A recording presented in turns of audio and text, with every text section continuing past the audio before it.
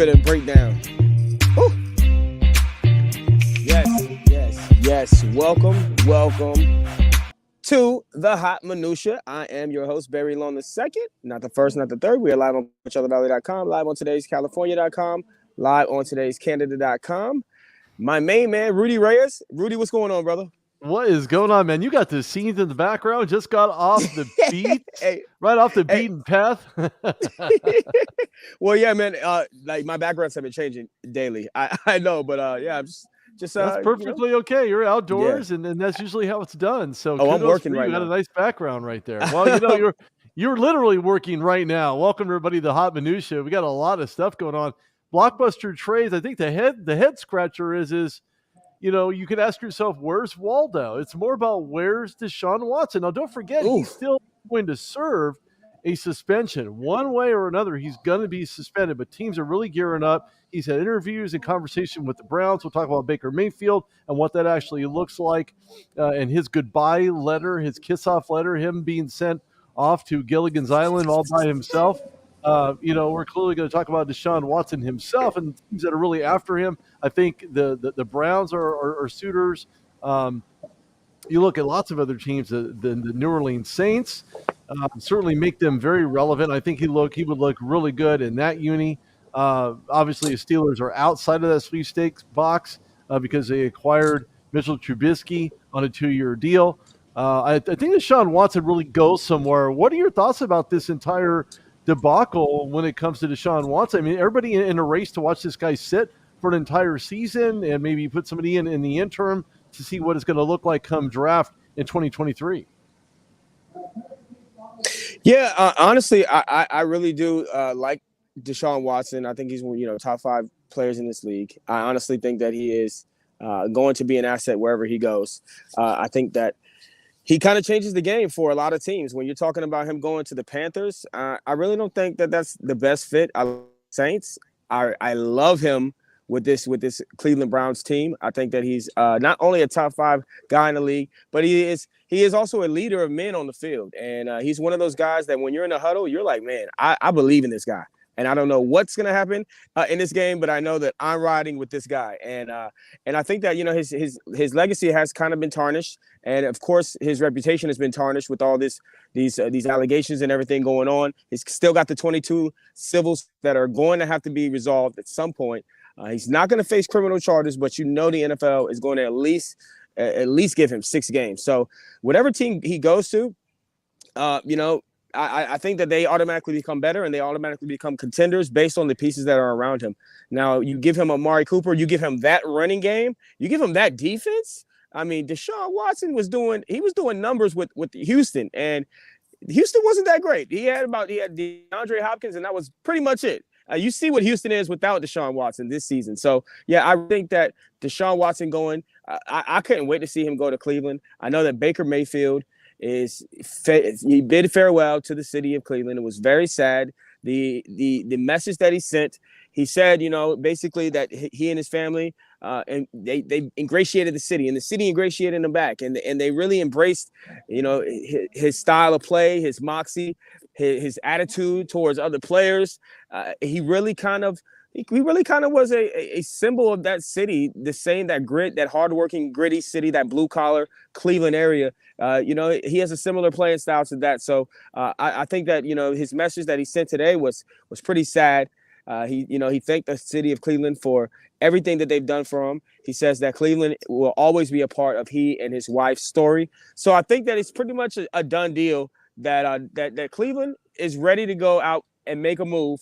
And I don't see Baker Mayfield playing in Cleveland next year at all. What do you say? Well, the AFC North is certainly going to be very, very contentious. And we had spoken about this at length anyway. When you look at Baker Mayfield, you look at Mitchell Trubisky, the aforementioned, now the heir apparent starting quarterback. I really don't think it's going to be Mason Rudolph. But then again, it's all going to basically prove out on training camp grounds. And I think if Baker Mayfield decides to stick around and battle it out against Deshaun Watson, you're going to see both of these guys really go at it in such a way that's going to be hard to really commit to either one of these guys. And you're not going to see a quarterback by committee in that Cleveland Browns. You don't think he's out? As soon if they bring in Deshaun Watson, well, he has another year left on his deal, so it's not up to him really. But I think that if they make that trade to Houston, they put Baker Mayfield in that trade, and then Houston. I mean, that's a pretty good place. He had some success when he was down at Texas Tech. He's got that same kind of Texas boy. I think that would be a good move for both sides because obviously Houston is not going to find a quarterback anytime soon. I love what Davis Mills brings to the table. They had Tyrod Taylor, but I think Baker Mayfield is better than both of those guys. So I feel like he would be a part of the trade, and I can't see them battling it out back and forth. Well, that remains to be seen. But don't forget, we don't know what the suspension length is going to be for Deshaun Watson once he gets taken by some team. So there's going to have to be some real trading pieces on the table. You mentioned Baker Mayfield being that guy could be the odd man out. And, of course, we know that when you look at Baker Mayfield, certainly the odd man with some of the things that he has done. Clearly, this letter indicates to everybody in Cleveland that, look, thanks, but I guess it's time to move on. I think it's a little too preemptive. I think we could really dive into the minutia of this entire situation. It gets hotter and hotter the deeper you dive into it, because we look about he's fragile emotionally. He gets rattled, but sometimes that's what it takes to get someone who's otherwise been relatively comfortable. And I think he's just now coming into his own in this Cleveland Browns system. But it's going to get a lot hotter before it gets any colder for Baker Mayfield in regards to where does Baker go. I see him maybe getting sent to the Houston Texans. Why? Because that's part of that trade component. Baker Mayfield's not a horrible quarterback, but don't forget his touchdowns were the equivalent of his interceptions, almost as for Jameis Winston when he was with the Tampa Bay Buccaneers. Prior to him saying, well, you guys got Tom Brady, I guess you don't need me anymore. Well, obviously we know that was the case. And now still a free agent, not a lot of marketing I've seen behind Jameis Winston now that he's out of Nolans, but which again makes very good reasoning why you would acquire Deshaun Watson. They still have Taysom Hill. You can still run that quarterback by committee. And especially if you're looking at a 6 to 10 game suspension for Deshaun Watson, I think you could probably afford to put Taysom Hill in. I'm just saying the guy's extremely serviceable. He did it last year opposite of Jameis Winston. So, there's still a lot of moving parts, a lot of moving pieces. I don't think Carolina is going to be on the end more than they are on the outside right now when it comes to this Deshaun Watson trade. So a lot of things to be said for that. But more blockbuster trades. I don't think anything is more blockbuster, and I'm just kind of mind blown by this. Von Miller. Woo! We'll get to guaranteed 6-year, $120 million deal. Good God. Most of that is up front, which is completely mind blowing. He's a two-time Super Bowl winner. He's got plenty of gas in the tank. He won Super Bowl 50 with the Broncos. He won this last year's Super Bowl with the Los Angeles Rams. We were talking about guys who keep getting other guys paid. Von Miller is that guy. He's the one that continually helps other people get paid. This time around, this is more about him getting paid. What are your thoughts about this entire transaction? Because you're looking at $17.5 million for the first 4 seasons and $51 million in guaranteed monies. God, that'll buy a whole lot of buffalo wings. Yeah, of every flavor you could possibly think of. You know what? I think this is a really good move for Von Miller and for the Buffalo Bills, because the Buffalo Bills, let's not forget, they were the number 1 ranked defense last year. Okay, they were the number 1 ranked defense last year. I love what they've got as far as the secondary is concerned. I honestly think that they have the best safety components that there is in the game, the best 1-2 punch with Poyer and with Micah Hyde, who I love Micah Hyde. But yeah, they got Tre'Davious White still on the roster. They've got a lot of talent on the defensive side of the football. And Von Miller wasn't going to get this deal from the Rams. He wasn't going to get this deal from anybody. And when you look at his impact in the game, I know that there's a picture right here of him looking a little bit older when he was with the Rams. And it's like, damn, this guy's looking older and older. He's letting the gray show, but he's 32. He'll be 33 soon. And this 6-year deal puts him at about 39, almost 40 years old at the end of the deal. I don't think he'll be worth $20 million a year at that point, but I feel like the Bills have a window. It's not closing yet because you still got a young quarterback. You got a lot of talent, but they've got a window and they want to win right now. And Brandon Beane is kind of pushing all his chips into the middle of the table.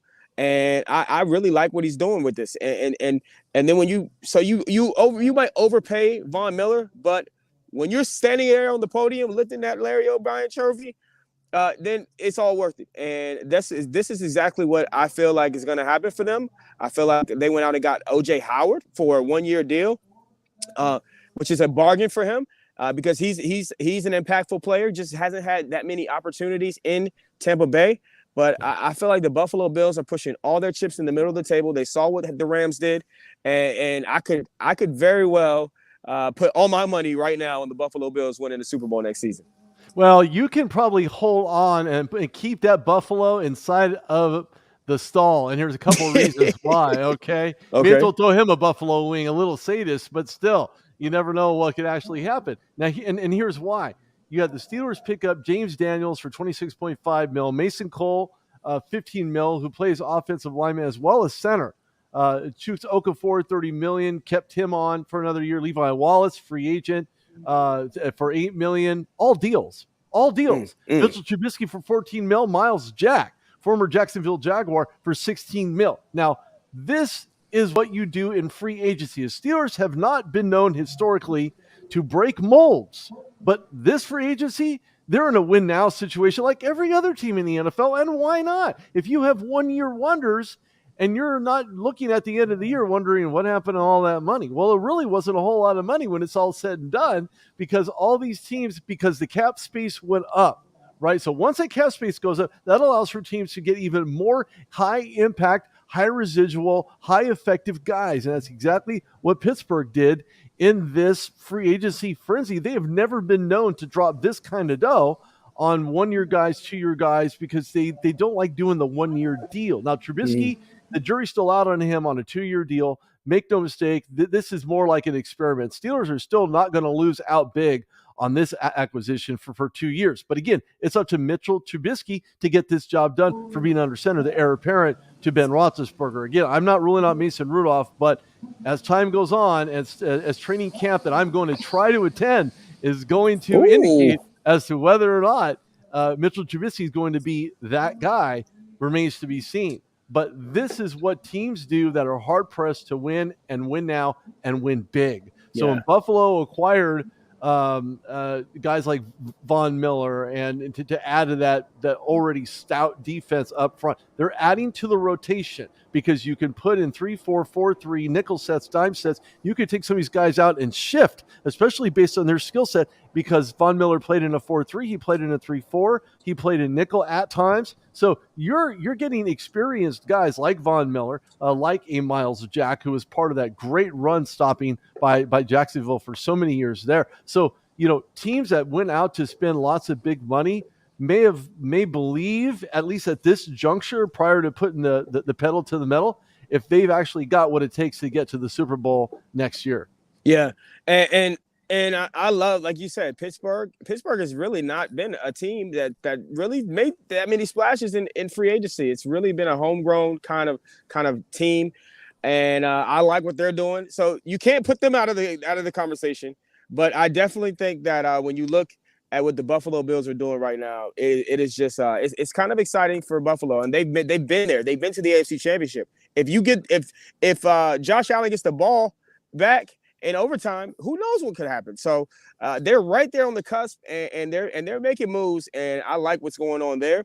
We are the Hot Minutia and Barry Long II. He is Rudy Reyes. We got a lot of comments right now that we have got to get to. Hello, how are you? How are you doing? As always, on the lookout for you. Congratulations from Mexico. Good luck, friends. We love you, Rodolfo. Appreciate that. Adriana Urbina says, okay, Adriana. Okay, check in. Hey, check Bill. In. And hey, of course, Barry, we got Bill Senso. We love Bill Senso. We appreciate him for always supporting the show. Hassan Rajput. Shout out to Hassan. He says, I am Hassan. Hey, he said it like he meant it. Say it with your chest. You're going to have to say it with her dancing shoes on, I'm telling you, because right now there's a lot of dancing going on in the NFL. People are in the frenzy right now, so there's Speaking of dancing, real quick, we got the games going on right now as far as the NCAA tournament, March Madness. It's always exciting. Of course, we're not going to cover it that much until we get closer and closer to the Final Four. But how's your bracket looking already? My bracket was busted before I ever started. No, I never really had a bracket. Never had a bracket. The only bracket that I had was that empty basketball hoop, wondering if I could even make a three. So that's the only bracket that's currently up right now. So Well, it there's still remains to time to be fill out seen. your brackets though on all the Oh, major sure, networks, absolutely. Everywhere. ESPN and CBS and all these places that Everywhere Yahoo. brackets are made, unless you want Yeah, to go and get some out of wrought iron and make some brackets there. I don't I was know. disappointed though because I wanted to see Bryant College go further. They lost a little while. But yeah, I wanted to see this kid. Kiss is his last name, and he was supposed to be the Jimmer Fredette of this season, and we're not gonna get to see it. But uh, but Yeah. but it is what it is. We are live on CoachellaValley.com, today's California.com, and as well as today's Canada.com. We're all over the Twitterverse, all over the metaverse, all over the universe, and we are live. We are live and in full effect. Live All right, and alive. yeah, just thankful to be alive. Yeah, that's So right. the NBA has just seen this surge of great performances, especially this month. We've already had 7 50-plus games, 50-plus point games in the NBA this season. You got 2 by LeBron, you got 1 by Jason Tatum. There's no Karl Anthony defense. That's Towns. why. Because they're always playing no D. Well, this is the first No time. D. This is the first time that we've had this many games, this many 50-plus games in a month since 1962, okay? Wilt Chamberlain he basically made 50-point games look like it was just walking, he was just doing it in his sleep. I mean, this guy was putting up points like night in and night out. But we've seen a lot of guys. We've seen Kyrie Irving drop 60 points last night. Hence is why I'm still wearing the Brooklyn Nets hat. But I just think this is one of the most incredible times that we can watch as the NBA. It's not ever gonna go back to the 80s. It's not ever gonna go back to the 90s where they're hand checking and you can't come in the lane anymore. We are far beyond those days. But this is what is going to be the best of the NBA that we're going to see moving forward with these guys just putting in work night after night. As long as they don't play any defense, you're going to see games like this continue since 1962. So they can keep playing this all they want. But very interesting, you're wearing your Nets hat. I wanted to segue to that one because just a couple of days ago, Kyrie Irving walked in, and of course, New York mandates still in full effect. Nothing's changed yet. Why? I don't know. But they haven't changed, probably because they're the most dense populous state in the United States. But the Nets ended up getting fined $50,000 because he had walked right into the locker room thinking no one's going to see me, no one's going to know. He's pulling this, don't, Mission Impossible kind of thing as he's walking in there. We know already that it takes Kyrie Irving to get fined for the rest of the NBA to take notice because clearly they're not messing around about this mask mandate. Now, there could have been a tipster from somebody inside of Madison Square Garden. Do we see this kind of thing all over the place? Do you even hear about it anywhere else? No. You hear about it in Brooklyn, and it's involving Kyrie Irving. Yeah. Why? Because the mask mandates have certainly not been relinquished yet to make things seem a little bit more normal when you go to NBA games. But when you look at the locker room, I just think that this is really all about nothing. But because Kyrie Irving is I don't know, he's almost like a mysticism when you look at when is he going to play? How often is he going to play? Is he going to be part-time? Is he going to put his coffee cup down and come play full-time? Is he going to get vaccinated? What's the exact situation going on? What is your take on this? Is this going to be an ongoing theme for Kyrie Irving trying to do this Pink Panther move? Honestly, into the locker room. Speaking of Pink Panther, I got the pink on. But yeah, I really do. Kyrie is just such a hard one to figure out. I mean, I thought that by the end of the season, he would already have been vaccinated and he would have just given in, but he hasn't given in. He hasn't given up. And we've seen him, take time off in the past. And he's been considered, one of the crazy guys in the NBA because of his theory that the world is flat. And he's just a different guy.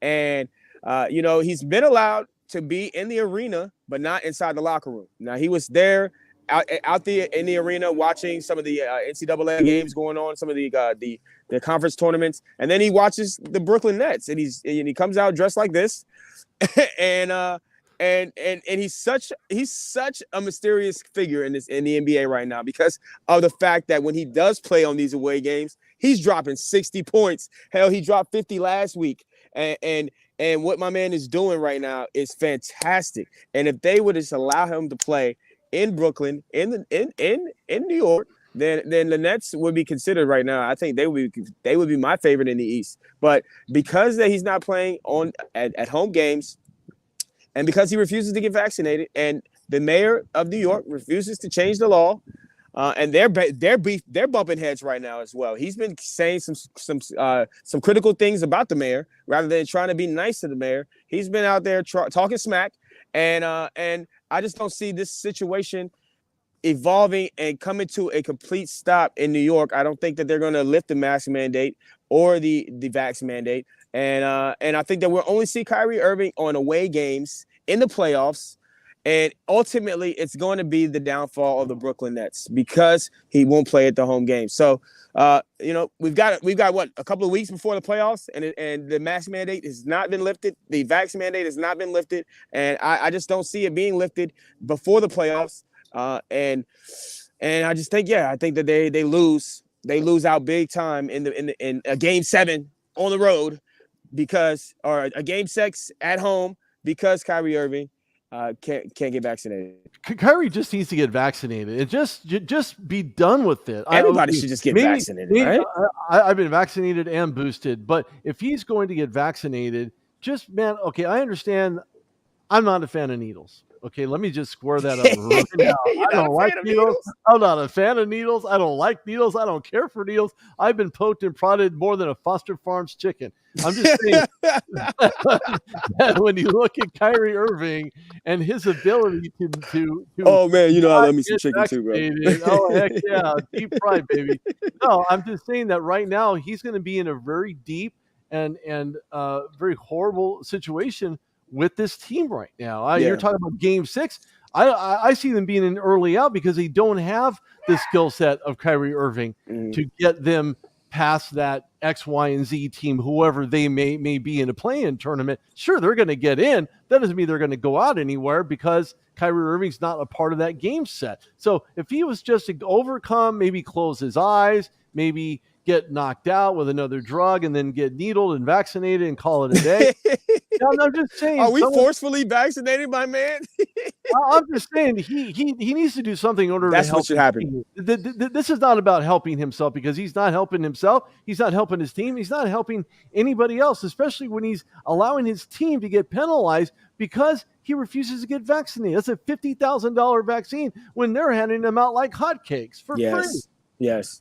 And yeah, you're right, man. It's like I can see that happening. What he really needs to do is he really needs to go and sit down with the mayor and maybe have a little conference and really tell him, because the mayor, the irony of this entire situation, Rudy, is that the mayor of New York is a Brooklyn Nets fan.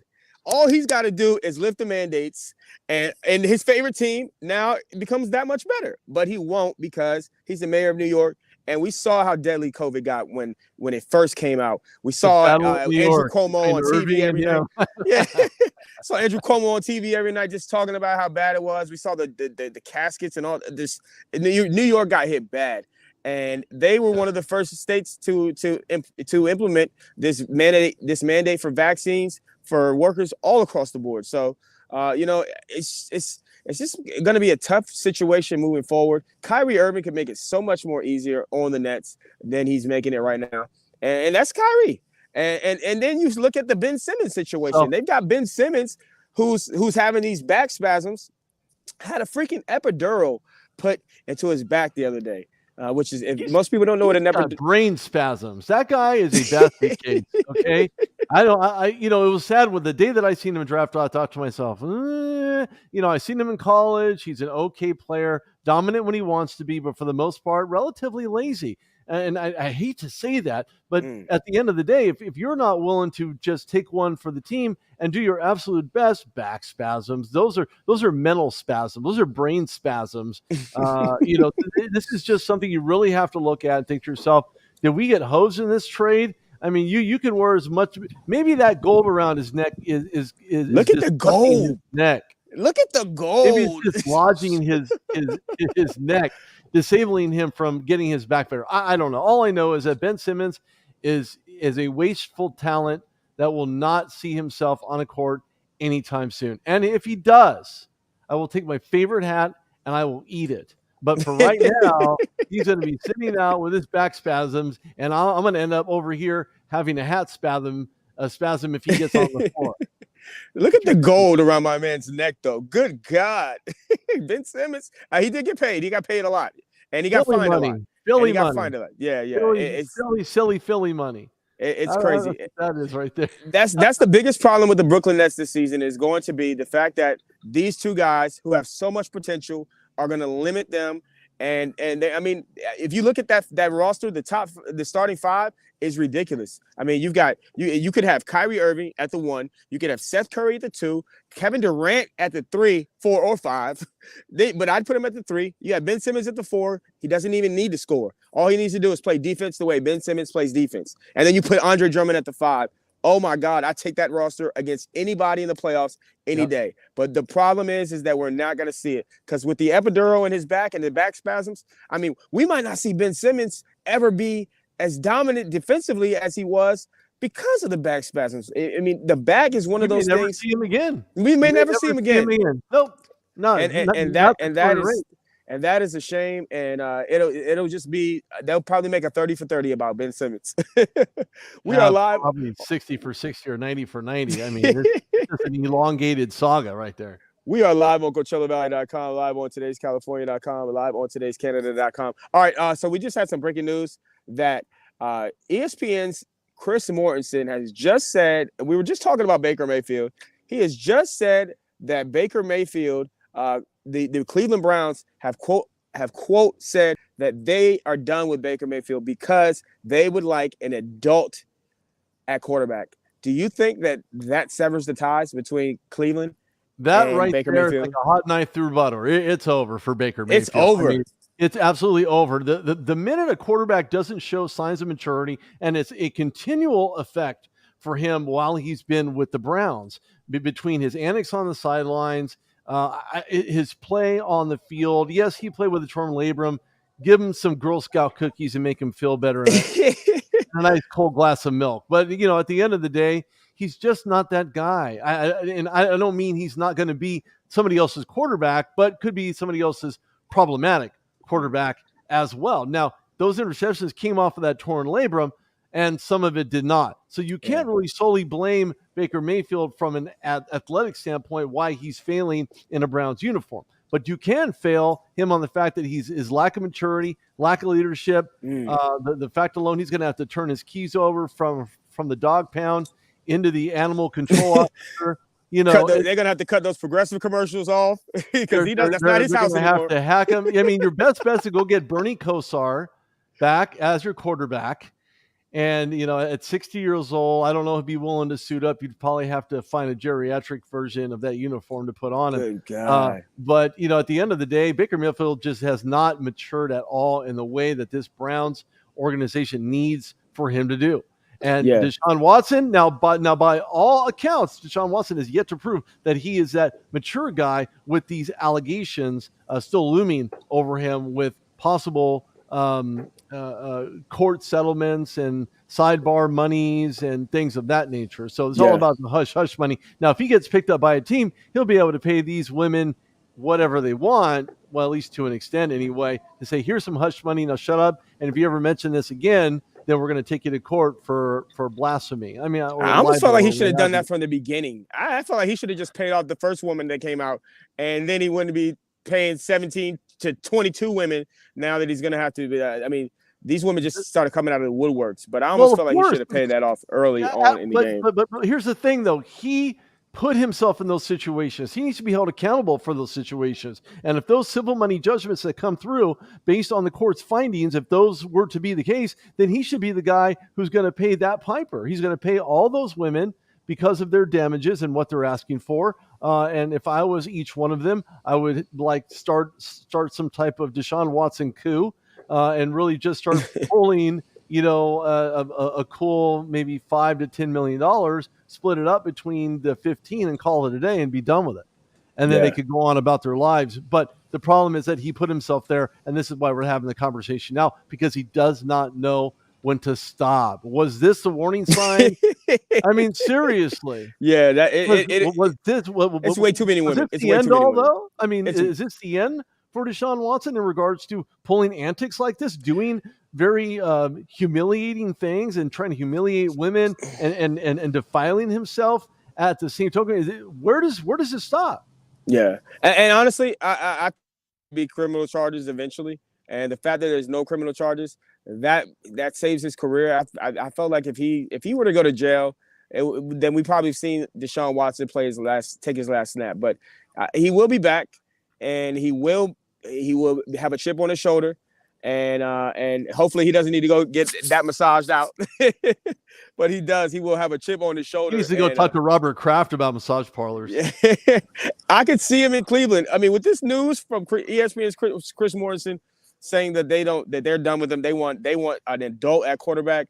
Oh man, it's just a sad day. I still don't know if that's Deshaun Watson's that guy though. I feel like Baker Mayfield's gotten a raw deal because of his playthrough injury, and he's battled back from all types of adversity. But if I can get Deshaun Watson, I'm taking Deshaun Watson. But neither one of these guys are mature enough to handle the quarterback position right now. It's We'll clearly see. obvious. If you have an NFL organization who has risen from the ashes to be a playoff contender this past year, everybody was trying to put them in the Super Bowl, blah, blah, blah. They can blow it out their ear because it didn't happen that way. It'll never happen that way. I'll be quite honest with you. And just my opinion, of course, coming from a Steelers fan, so go figure. But at the end of the day, neither one of these quarterbacks are ready to take the helm of a very mature, under center position in the National Football League. Neither one of them are. So and we've seen them. We've seen the immature quarterbacks that the Browns have had in the past. Johnny Manziel is the most infamous one that we can think of off the top of our head. But right now, I mean, you see that revolving door that's just been what they call a quarterback. They've had more starters than anybody else in the NFL. It's all about the carousel. They need stability at the quarterback position, and I just feel like if he can get past all of these allegations and pay off these women and do all this stuff, and they go out and they get Deshaun Watson, I mean, look out! I think that would be. I think it would put the rest of the AFC, especially the AFC North, on notice. We got another comment. Bill Senso said that won't be the only time Kyrie got fined. Him not playing home games means the Nets won't go far, and that's the reality of the situation. We appreciate everybody for tuning in there and everybody commenting. Thank you, everybody, for your comments. Yes, sir. Real quick, we got the meme of the day. This is the Hot Minutia. We appreciate everybody, man, and this is my favorite part of the show. But this is not even a meme. This is an actual fact. Now, Mike Tyson has been widely known recently for having marijuana dispensaries. He's got his own brand of marijuana. I mean, this guy is like he's doing it big time. But now he's taking the situation. All right, so in 1997, Mike Tyson bit a chunk out of Evander Holyfield's ear. 25 years later, he's selling ear bite weed gummies. I swear to y'all, this is a true story. Little ears. Do you remember when that happened, bro? I remember watching it. I remember watching that live. Yeah, absolutely. That is he took two bites. He took 2 bites. Yeah, well, if one wasn't good enough, get another one. I mean, what do you do? If you're a little hungry and the Snickers didn't satisfy you, I guess you had to go take a bite off of that. Mike was a little crazy, though, man. Mike was a little bit crazy. He said stuff like, "I'll eat your children." Like, who says that? Mike Tyson said that. He's just one of those guys. He's a weird dog. The Chargers did absolutely what I thought they would do. Charles Mons. Good question. Yeah. I think they did absolutely fantastic, and I really like what they did in free agency. You give them a very deadly set of upfront defenders on the defensive line. You have J.C. Jackson. Now you have. I mean, they decided to load up, and they're also in another win now situation, along with the other aforementioned teams we mentioned earlier in the show. I think the Chargers will go a lot longer of a way. Will be more interesting to see them take on the Rams at home. Who's home? Chargers home or Rams home? Somebody's home. It's Stan Kroenke's home. Yeah, there you go. Real quick, Rudy, let them know where they can find you at, boss. Hey, you can go to @RudeDogReyes on Twitter. You can go to therudedogshow.com, where this episode will be posted along with all the other ones aforementioned go long live. But this is a hot minutia, and it gets hotter and hotter with every show. You can find me on LinkedIn. You can go to Instagram, find me there as well, Rudy Reyes. And thank you all for tuning in. Thank you all for the commentary. We certainly appreciate it. Like it, love it, and share it. Please share it because we appreciate it greatly. We really do. And you can find me on Facebook as Barry Long, the way it's written right here. I'm also on Twitter at Radio Barry Long, and I'm on IG at Barry Long II. And I just got a TikTok. Shout out to TikTok. Uh-oh. I'm about to start doing videos, man. Hide your wives. Y'all stay focused, stay motivated, stay inspired, and remember you're capable of doing anything. So go out and do it. And we'll be back tomorrow, and I'll probably have a different hat and a different background. Peace. See you tomorrow.